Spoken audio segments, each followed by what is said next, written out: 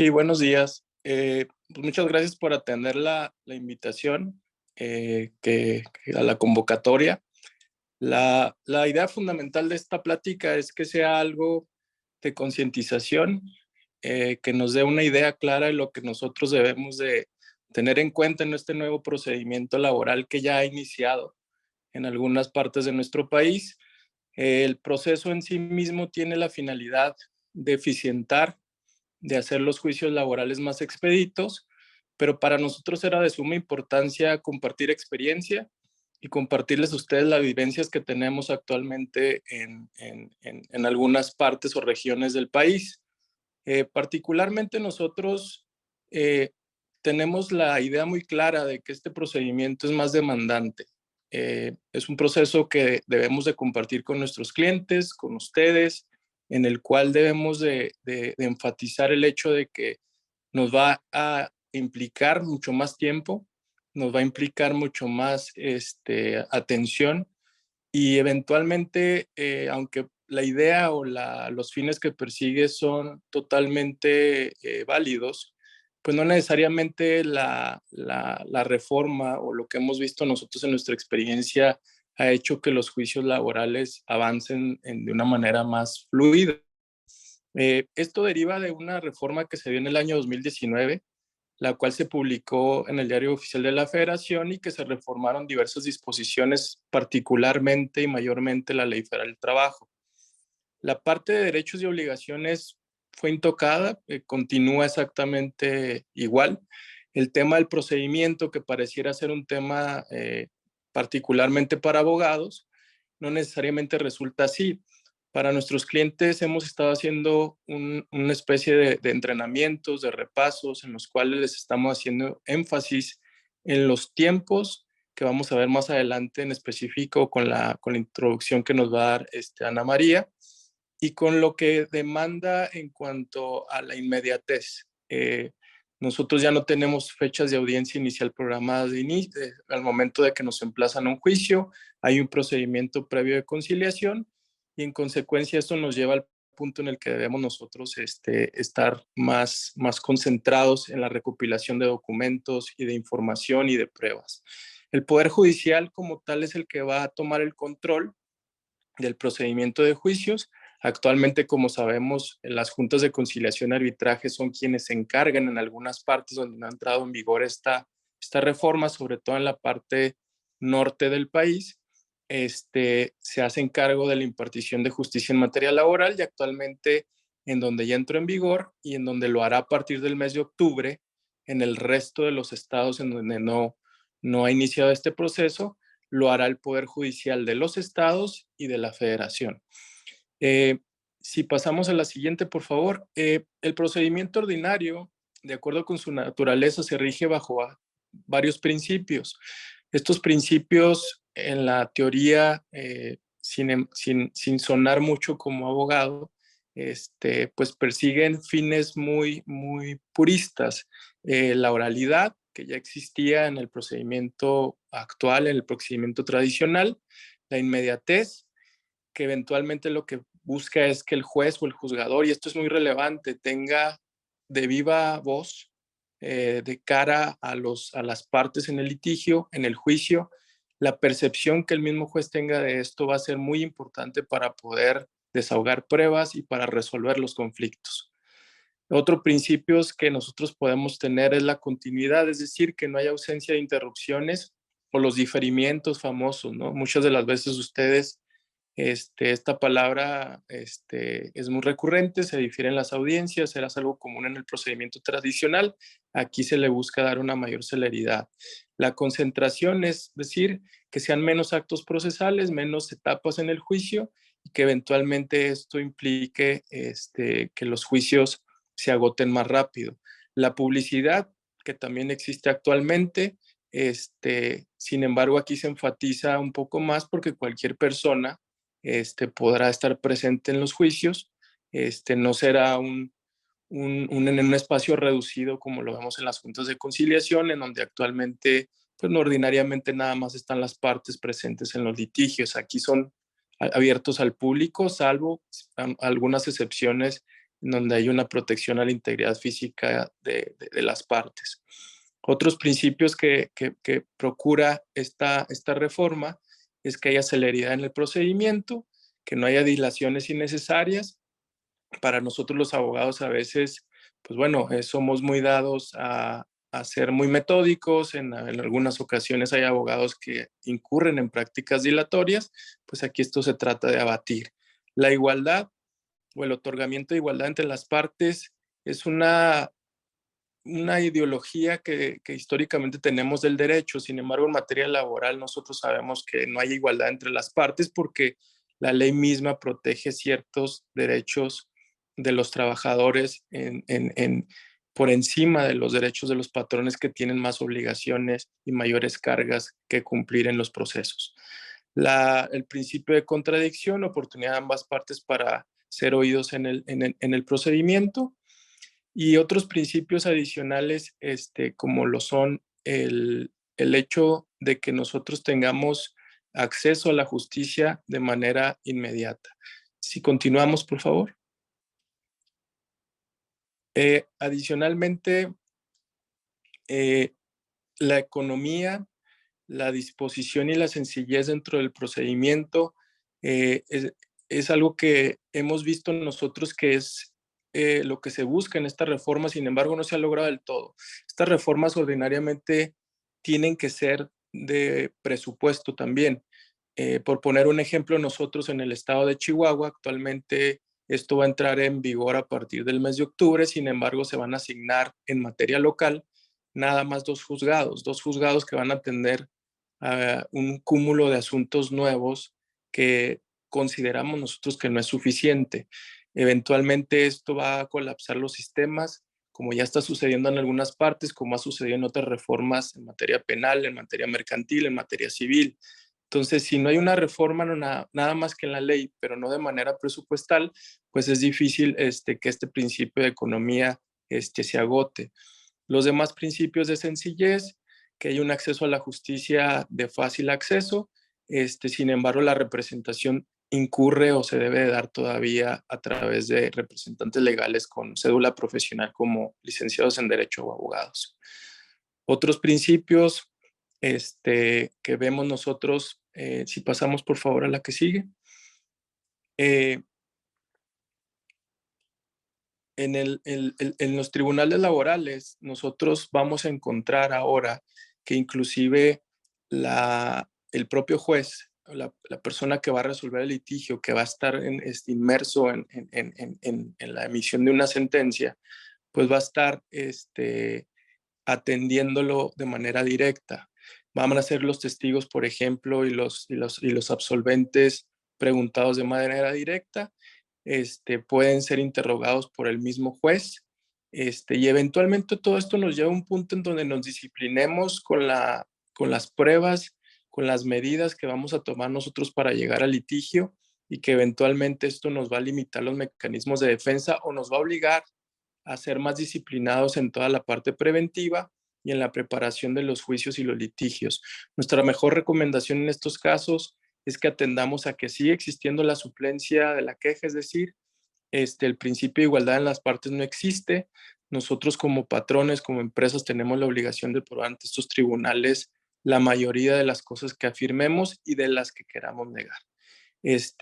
Adicionalmente a esto, es importantísimo que lo que va a comentar Ana María a continuación lo atendamos y lo entendamos como un proceso complementario.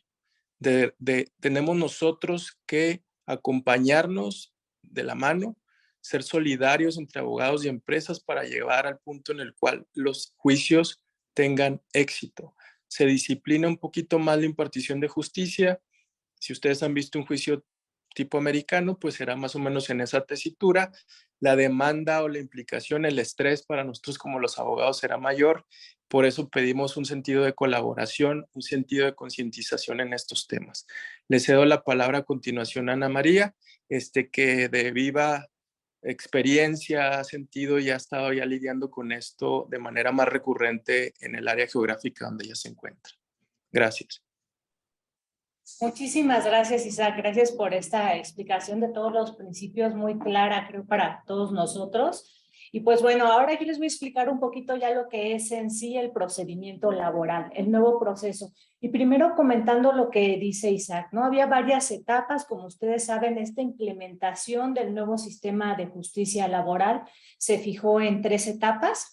Estas 3 etapas, este fue un mapa que he modificado y el gobierno ha estado modificando. Por ejemplo, esta fue ya una segunda expectativa que tuvo el gobierno. En noviembre de 2020, en efecto, comenzaron 8 estados. Después, estos 3 estados de la segunda etapa en la que nos ubicamos, entre ellos Guanajuato y Querétaro, realmente comenzó en noviembre de 2022, el 3 de noviembre. Estas fechas se han estado cambiando y moviendo, por eso también dejamos abierta esta del 2022. En teoría, como bien comentaba Isaac, esta tercera etapa comienza en octubre. Esperemos comience en octubre, inicialmente iba a ser en mayo, pero bueno, se ha estado modificando. Estas son las etapas. ¿Por qué se las quiero compartir? Al ser nosotros un despacho nacional, es que tenemos, como ustedes saben, diversas oficinas a lo largo del país y no todos nuestros clientes han iniciado en la misma etapa. Actualmente nos encontramos en la segunda etapa y por ello les voy a dar ejemplos de esta segunda que corresponde básicamente a Guanajuato y Querétaro, que son los que en donde más tenemos clientes, también en Puebla. Esa es otra de las grandes oficinas que tenemos aquí en el despacho. Y pues bueno, voy a comenzar dando algunos ejemplos de lo que hemos vivido en estas zonas. Lo primero, y van a decir también, ¿por qué es que les damos tanta lata con los poderes, ¿no? ¿Y por qué les pedimos que seamos tantas las personas involucradas?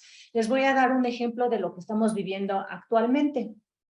Estas son todas las nuevas autoridades a las que tenemos que atender a la vez. O sea, tenemos que estar en el Centro Federal de Conciliación y Registro Laboral, hay un centro local, hay un tribunal local, un tribunal federal, juntas especiales locales y juntas federales. Y como ustedes saben, dependiendo del estado, es que también hay más juntas locales y están regadas por todo el estado.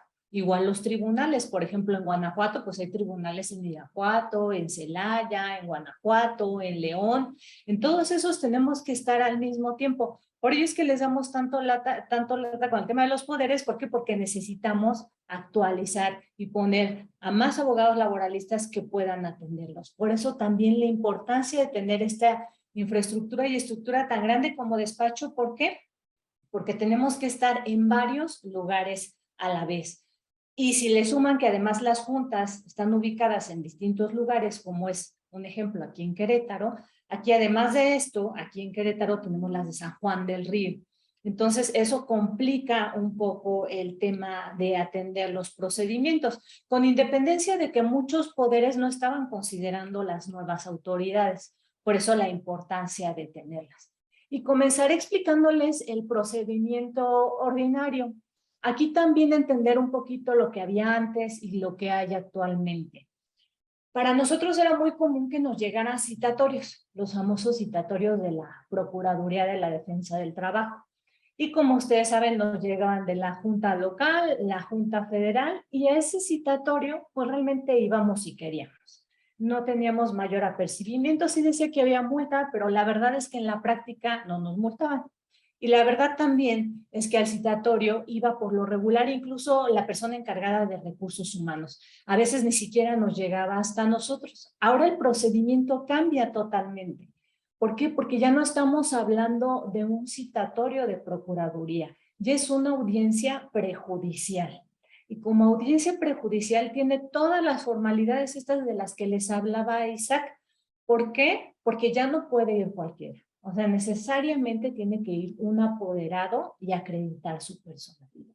¿Qué es esto de acreditar su personalidad? Es decir, debe de tener poder, ya sea directo o por medio de carta poder, pero debe de contar con facultades legales para comparecer. Es decir, ya no puede ir cualquiera, insisto, tiene que ir un apoderado. Segunda, ya el procedimiento como tal cambia, o sea, ya no es una cita en la que llegamos a ver cuál es la propuesta del trabajador, cuál es la propuesta del patrón, se la damos después, no. Nos piden que desde la primera audiencia prejudicial ya nosotros lleguemos con una propuesta de cuál es la cantidad que tenemos para arreglar el asunto. Y no solo la propuesta, nos piden muchísimos datos. Por eso también el tema de que les sonará raro a algunos, que ahora en lugar de decirles, vamos a escuchar la propuesta y después te decimos, no, les pedimos ahora menos nombres completos, direcciones completas, horario, salario, porque toda esa información nos los piden desde la primera cita. E insisto, nos piden ya llevar una propuesta desde la primera cita. Ya no es como antes de que normalmente se partían las diferencias y una propuesta de 45 días, que era lo tradicional, ya tampoco es así.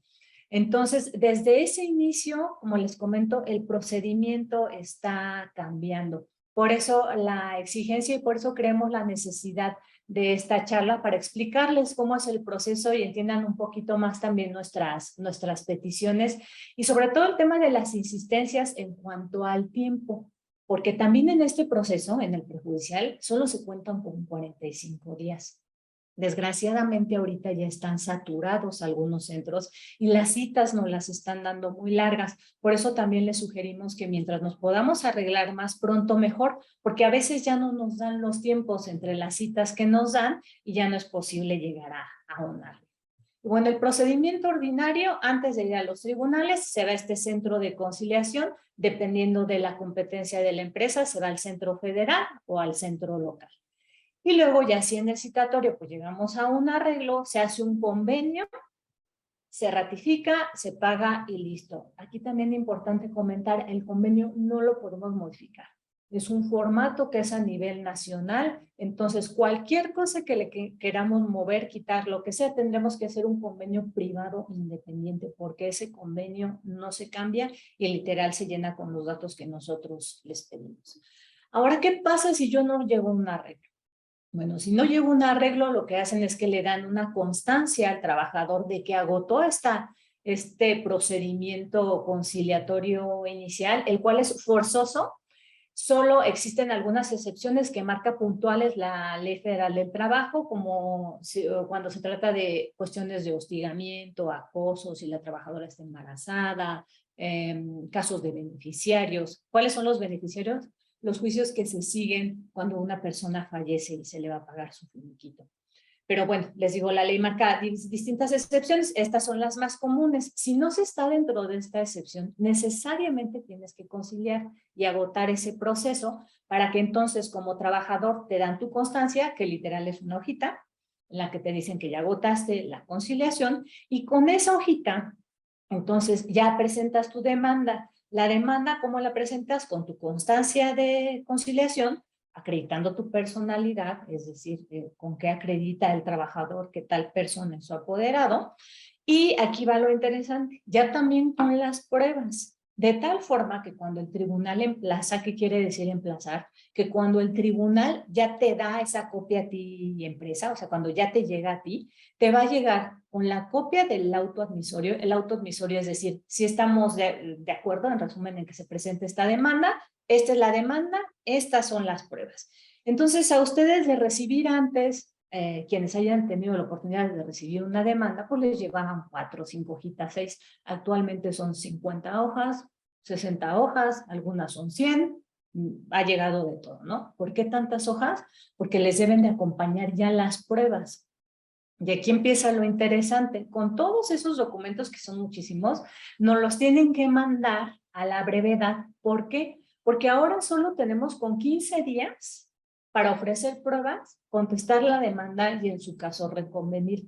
En el mejor de los casos y en el procedimiento ordinario, porque hay otros procedimientos en los que solo tenemos 10 días. Por eso la petición y por eso el rogarles que nos manden las cosas tan pronto las reciban. ¿Por qué? Porque tan pronto las reciban, nos las mandan a nosotros esas 100 hojas que reciban 50, las tenemos que leer, tenemos que estudiar todos esos documentos y hacerles una carta de solicitud de qué documentos necesitamos.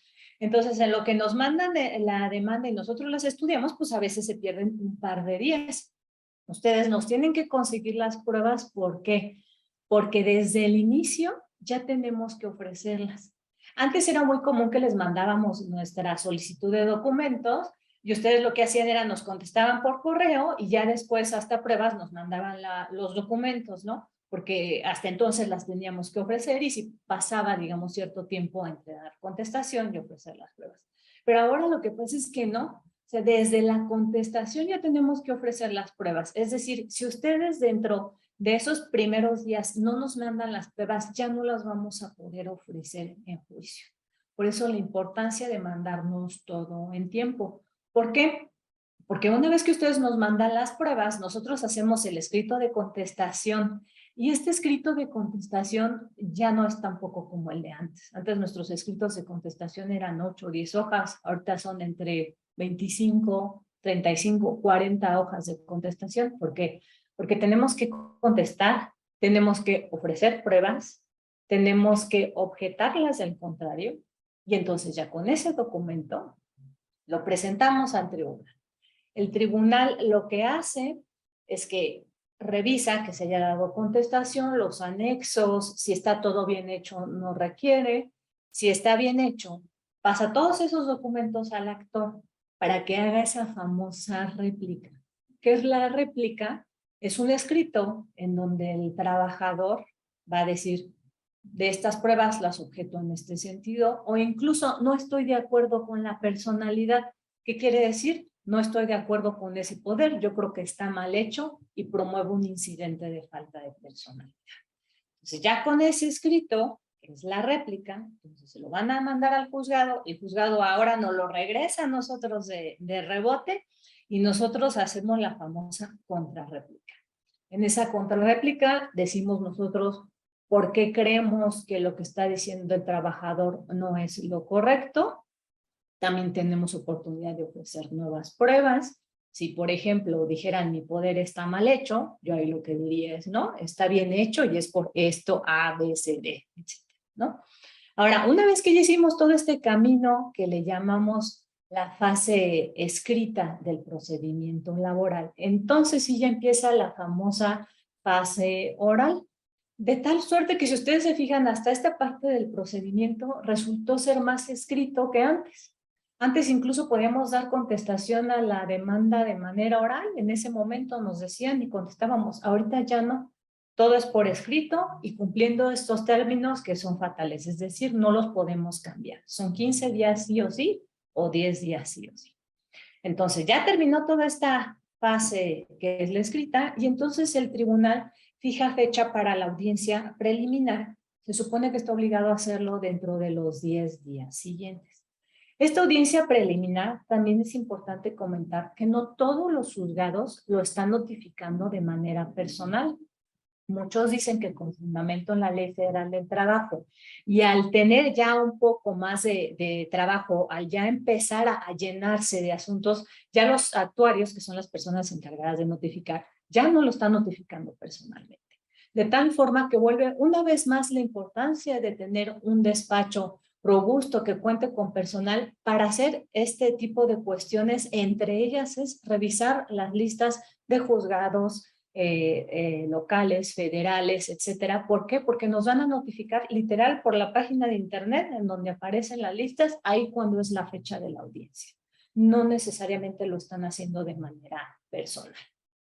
Una vez que nos notifican y nos dicen tal día es la audiencia, tal día es la audiencia de nuevo, sí o sí. Como bien comentaba Isaac, algunos abogados tenían pues ciertas prácticas, malas prácticas que hacían que el procedimiento se estuviera dilatando. Ustedes en algunos casos que han tenido oportunidad de ver, se podrían dar cuenta que pues, la audiencia y otra vez se difirió, y otra vez se difirió. Y en algunos casos pues nos daban oportunidad de diferirla. ¿Por qué? Porque estábamos agotando la conciliación. Pues decían, si están a punto de arreglarse, pues les señalan una nueva fecha y así. Aquí no.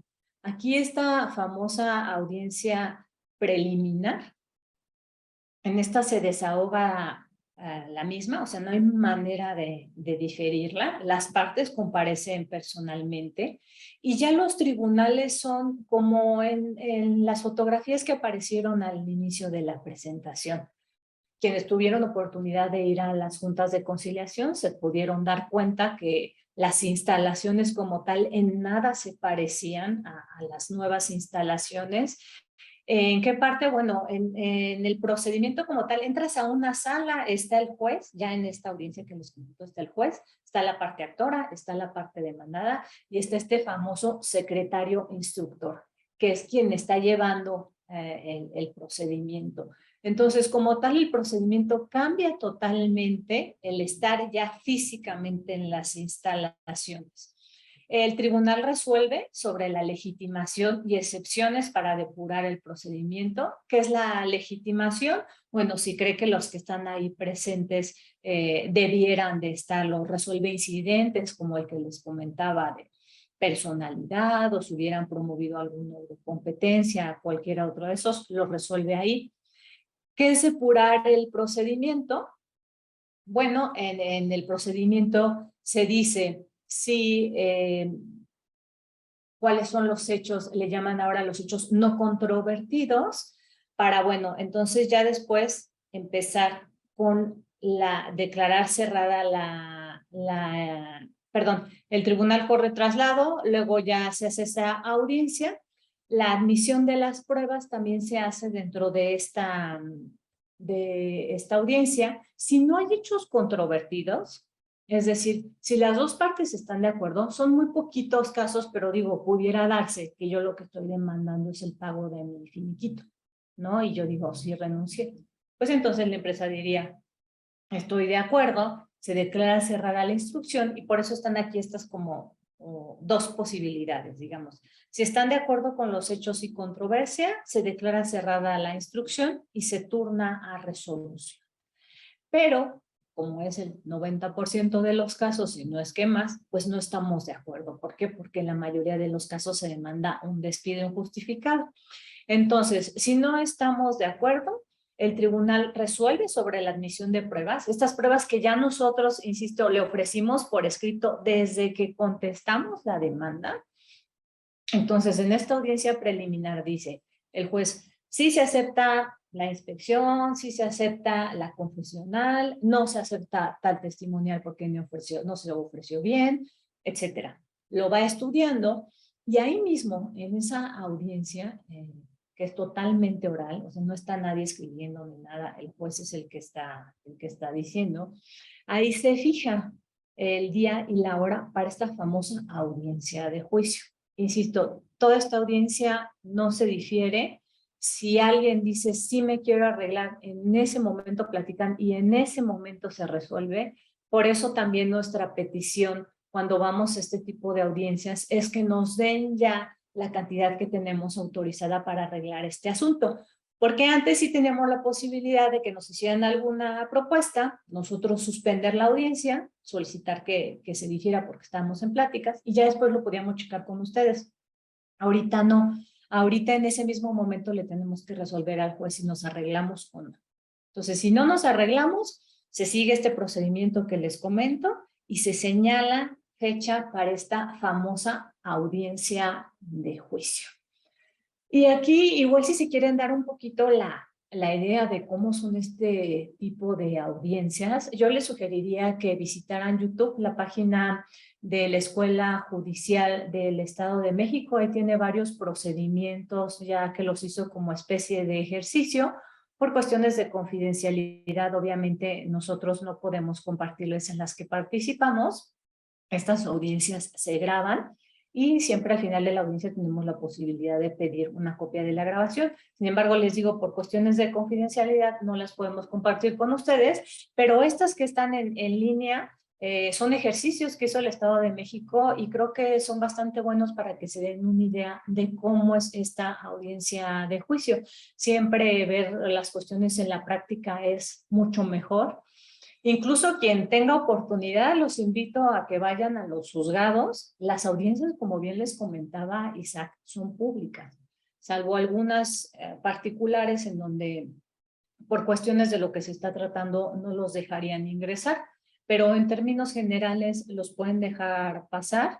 En los tribunales federales es un poquito más complicado por el tema del COVID, aún tienen algunas limitantes, pero en los locales no. Entonces igual si se quieren dar una vuelta, yo los invito para que vayan y vean ahora sí que de primera mano cómo es una audiencia.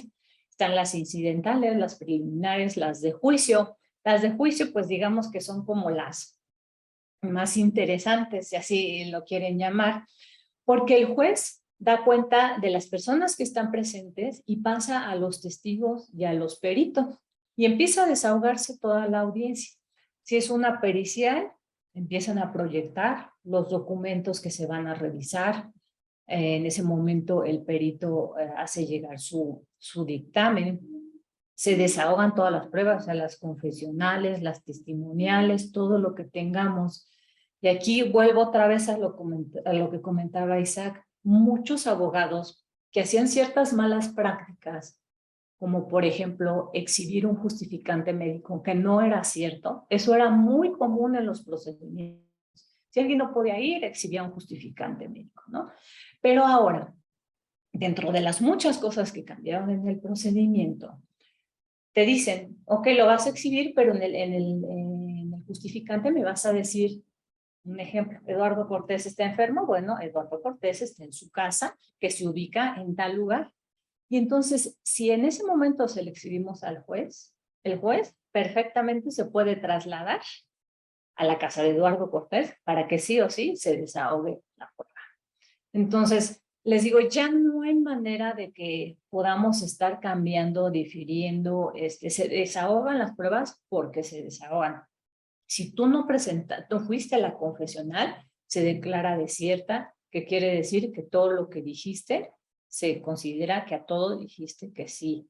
Si no presentas a tus testigos, pues ni modo, ya no tuviste oportunidad de presentarlos en otra sesión. Se desahoga, sí o sí, todas las pruebas. Si están ahí todos esperando. Por eso también el tema de que antes, pues una audiencia de donde se desahogaban las pruebas, pues a lo mejor llevaba 2, 3 horas. Actualmente están llevando 4, 5, 6 horas. ¿Por qué? Porque todo se está desahogando en el momento y es una tras otra de las que ofreció el actor, tanto las que ofreció la demandada. Entonces el procedimiento se vuelve un poquito más en el momento, digamos, largo. Sin embargo, conforme va ocurriendo, pues en términos procesales, digamos que se vuelve muchísimo más cortito. Concluido el desahogo de las pruebas, el juez otorga el uso de la voz para que las partes formulen alegatos. ¿Qué son estos famosos alegatos? Era en el procedimiento actual un escrito que nosotros hacíamos como abogados en el que decíamos en términos generales, oye, junta, me tienes que absolver porque yo en el juicio acredité esto, esto, esto y esto, ¿no? Entonces, por eso yo tengo derecho a ganar, digamos que en términos generales es eso. Son unos argumentos finales que nosotros presentábamos. Me vuelvas para atrás, en el año 2012 teníamos 3 días para presentar estos alegatos, que realmente es un documento extenso. ¿Por qué? Porque ahí le explicamos, hacemos como un pequeño resumen de por qué creemos que tenemos que ganar, ¿no? Entonces, de todo lo que llevamos en el juicio, hacemos este resumen y lo presentamos. Teníamos 3 días. Después, cuando se reforma la Ley Federal del Trabajo, nos la cambian y nos reducen este procedimiento a solo 2 días. ¿Para qué? Para hacer el procedimiento un poco más corto. La cambian a 2 días a partir del 2012, que es cuando cambia el procedimiento laboral. Y ahora con este nuevo procedimiento, que les digo es súper más activo, como ustedes lo pueden ver, literal, en ese momento dice el juez, en esta audiencia que les estoy diciendo, en donde después de que ya participó todos los testigos, todas las confesionales, las inspecciones, incluso si nos dicen, tienes que presentar tal documento de todos los trabajadores, ese día tengo que llegar con mis cajas al juzgado y enseñárselas al juez. Después de que revisa todos esos documentos y que el resumen dice, ya se terminó el desahogo de las pruebas, pues ahora formulen alegatos. En ese preciso momento, nada de que déme oportunidad para en tales días lo exhibo o no. Ahí, de manera oral, tú dices por qué crees que debes de ganar este procedimiento. Si, por ejemplo, fue algún juicio o litigio en donde se habló de una negativa de la relación de trabajo, pues yo ahí en el instante, digamos que sería un poquito más sencillo. Pero si no es así, si estamos hablando de algún despido injustificado, imagínense que yo ya tengo que estar lista con todo, incluso alegatos para esa audiencia, porque los tengo ya que decir de manera verbal. Insisto, aquí no estás dictando, aquí estás hablando ante un juez y aquí nadie está escribiendo. Se graba la audiencia y se suspende dependiendo si se va a platicar o no, pero en ese mismo momento se reactiva la grabación una vez que ya se agotó la instancia conciliatoria. Pues bueno, entonces en esta última parte, en la parte final, dice el juez, van a formular alegatos, si no, cada quien formula, siempre comienzan con la parte actora, después la parte demandada. El juez declara cerrada la etapa de juicio. En ese momento dice que se cierra la etapa y en ese momento tiene que dictar la sentencia. Ya nos ha pasado que la han dictado en el momento y también que muchos jueces por el cúmulo de pruebas ofrecidas consideran necesario hacer un estudio y entonces no la dictan en el momento, dicen que se reservan, pero igual ahí señalan en qué momento van a emitir la sentencia y pues ya después nosotros podemos ver en las listas cuando es que ya se emitió esta resolución final. En esta parte final, continúa lo mismo que en todo el procedimiento laboral. No hay recursos, es decir, aquí el juez dictó la sentencia y lo único que tenemos posible para recurrir esa sentencia es el juicio de amparo. Pero un recurso como tal nuevo que tengamos en la ley, no.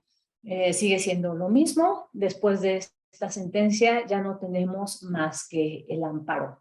Pero si se fijan, ahorita con esto que ya les expliqué, realmente un juicio laboral se reduce considerablemente el tiempo. Tenemos litigios, por lo regular los litigios duran entre 4 o 5 años, tenemos litigios de más de 10 años, de más de 20, tenemos litigios ahora con este nuevo procedimiento, los hemos llevado completos en 3, 4 meses. Por eso, insisto, la exigencia de pedir las cosas que nos las manden a la brevedad. Y muy importante este artículo que les quiero comentar como parte final de mi exposición. ¿Por qué? Porque este 184 se modifica. ¿Y qué es lo que dice? En resumen, ya no podemos ofrecer el trabajo. Una de nuestras estrategias muy utilizadas era decir, yo no te despedí, tú te fuiste, que era la verdad. Muchos trabajadores lo que hacían era que de plano se dejaban de presentar y ya después nada más nos llegaba la demanda y era lo que contestábamos y decíamos, yo no te corrí, tú te fuiste, te dejaste de presentar y tal no te corrí que te ofrezco que te regreses a trabajar. Y entonces aquí había esta figura famosa del ofrecimiento del trabajo, en el que si yo lo ofrecía correctamente, revertía la carga de la prueba. ¿Qué quiere decir revertir la carga de la prueba? Pues que bueno, entonces ahora el trabajador es el que tiene que probar que lo corrí. Eso era lo que se estilaba en el procedimiento. En este ya no es posible. Es decir, como patrones estamos obligados a acreditar un hecho negativo. Es decir, yo estoy obligada a acreditar que no lo corrí. ¿Cómo? Con lo que tenga. Y por eso es bien importante estos primeros 15 días, porque en estos primeros 15 días yo tengo un tiempo muy cortito en el cual puedo fijar con el patrón qué es lo que tengo para yo probar que no lo despedí. Y si le rescindí, bueno, ¿qué es lo que tengo para probar que yo le rescindí? Y aquí un poquito el tema importante de cómo los detalles ya después en un procedimiento son muy importantes. Nos hemos dado cuenta, y ahora con esto que ya todo que les expliqué, pues se podrán también imaginar que ahora ya casi todos nuestros procedimientos pues son de rescisión, ¿no? Yo tengo que probar la causa, pero otra de las cosas importantes es tener constancia de haber dado por escrito al trabajador o al tribunal la fecha y las causas del despido. Es decir, tengo que hacer un aviso de rescisión y tengo que entregárselo al trabajador directamente o por medio del tribunal. Pero si lo hago por medio del tribunal, yo le tengo que decir al tribunal, oye, tribunal, yo le quiero rescindir esta relación de trabajo a Ana María Becerra, pero Ana María Becerra vive en tal dirección, en Avenida Paseo Cuesta Bonita, Colonia Cuesta, ¿no? Y entonces, sorpresa que no le pudieron notificar a Ana María Becerra. ¿Por qué? Porque Cuestas hay 10,000 y de esas 10,000, todas tienen un distinto código postal. Entonces, los invitamos a que realmente pongan el domicilio correcto y completo del trabajador. Algunos nos proporcionan en la colonia jardines. Pues sí, pero hay jardines de Querétaro, jardines de la Hacienda, jardines del Pedregal, y así me puedo ir, ¿no? Y luego, no sé si se han fijado, pero también los códigos postales siempre los proporcionan incorrecto. Los invito a bajar la tabla de Excel que tiene Correos de México, en donde vienen las colonias completas, si es colonia, si es fraccionamiento, cuál es el código postal.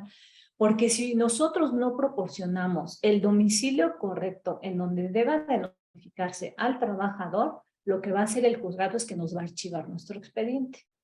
Entonces, en detallitos como esas pequeñas prácticas, es que después en un litigio pueden hacer las diferencias. Muy importante, los invitamos a que tengan los datos completos y correctos del trabajador. ¿Por qué? Porque eso puede hacer la diferencia en un litigio.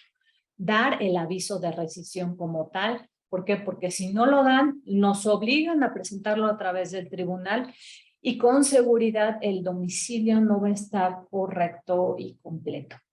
Y pues bueno, con esta última diapositiva en donde les expliqué un poquito las controversias más importantes en este nuevo procedimiento laboral, cedo la voz a Eduardo Cortés. Adelante, Eduardo. Muchas gracias, Ana María. Pues bueno, creo que ya tenemos muy claro qué es lo que van a esperar las empresas que entre en la implementación de este nuevo sistema de justicia laboral y aquellas en donde ya se implementó, pero todavía no reciben este nuevo procedimiento, ya van a estar más preparadas. Para concluir, de acuerdo a nuestra experiencia, consideramos que estas son las conclusiones más importantes. La importancia de la prevención. Ese Rubio siempre se ha enfocado en la prevención y en la creación de infraestructura para reducir riesgos para las compañías, ya sean juicios, auditorías internas, inspecciones del trabajo y recientemente el cumplimiento del TEMEC. Para las compañías exportadoras, y insistimos mucho, las reglas laborales del TEMEC son muy importantes y van más allá del cumplimiento de la legislación laboral mexicana. Por eso insistimos que es importante hacer una revisión de toda nuestra infraestructura laboral, nuestros protocolos, nuestras políticas, para asegurarnos del cumplimiento de todas las obligaciones laborales que tenemos, incluyendo el TEMEC. En la medida que tengamos un buen cumplimiento de las obligaciones laborales, vamos a tener más herramientas para disminuir riesgos en juicios que pongan en riesgo a nuestra compañía. Como lo comentó Ana María, esto cambió y las reglas que se utilizaban antes ya no son las mismas. Debemos de ser creativos y actualizar la forma en la que atendemos las situaciones laborales. Por ejemplo, la forma en la que se ejecutan las bajas de personal. Porque desde este momento es cuando nosotros empezamos a planear la defensa en caso de un juicio. Es muy importante que ustedes y nosotros trabajemos en conjunto y en equipo. Muchas de las estrategias que utilizamos anteriormente y de cómo documentábamos la salida del personal dejaron de funcionar y ahora se deben actualizar. Con nuestros clientes estamos creando protocolos para que el personal de recursos humanos sepa qué es lo que debe de seguir al ejecutar las bajas, ya sea renuncias, rescisiones, inclusive liquidaciones. Hay que ser muy cuidadosos de cómo documentarlas para que tengamos las herramientas necesarias, porque desafortunadamente, aunque muchas veces los trabajadores renuncien y se les paguen sus prestaciones, nos han llegado a demandar. Aunque los liquidemos, nos han llegado a demandar. Entonces, es necesario que siempre tengamos todas las herramientas necesarias. Punto número 2, la conciliación prejudicial. En nuestra experiencia en los estados donde ya se ha implementado, esta etapa ha ayudado a disminuir el número de riesgos, el número de conflictos que llegan a juicio. Los conciliadores hacen un buen esfuerzo para llegar a un convenio porque pues, los tienen que cumplir con ciertas metas y ciertos estándares. Entonces, se esfuerzan mucho para aterrizar a los trabajadores y a sus abogados para que sus pretensiones y sus solicitudes sean más realistas.